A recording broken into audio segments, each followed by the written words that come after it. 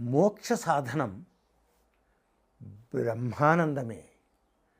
మోక్ష సాధనం బ్రహ్మానందమే. జనన మరణ చక్రం ఆగిపోవటమే. దీని అర్థం తెలుసుకుందామా? అంటే మోక్ష సాధనం అనేది ఒక బ్రహ్మానంద స్థితి. అంటే మనిషి సత్యలోకానికి, చాలామంది స్వర్గలోకానికి చేరుకోవటం మోక్ష సాధనం అనుకుంటారు. అది నిజం కాదు. స్వర్గలోకం చేరటం అంటే, స్వర్గం నరకం చేరటం అంటే తిరిగి పునర్జన్మ రావటమే. మనిషి తన యొక్క పాప పుణ్యాల నిష్పత్తులను అనుసరించి నరకము స్వర్గము అధిరోహిస్తాడు. అక్కడ ఉన్న తర్వాత తిరిగి జన్మిస్తాడు.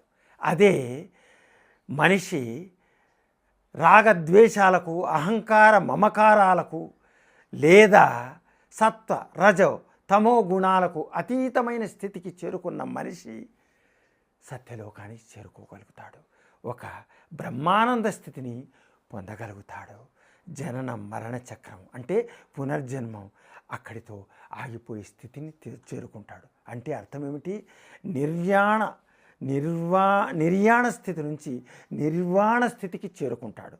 నిర్యాణము అంటే దేహం నుంచి ఆత్మ విడుదల కావటం. నిర్వాణము అంటే దైవంతో ఆత్మ మమేకం కావటం. అంటే నిర్యాణం నుంచి నిర్వాణం చేరుకునే దశనే ఒక బ్రహ్మానంద స్థితి.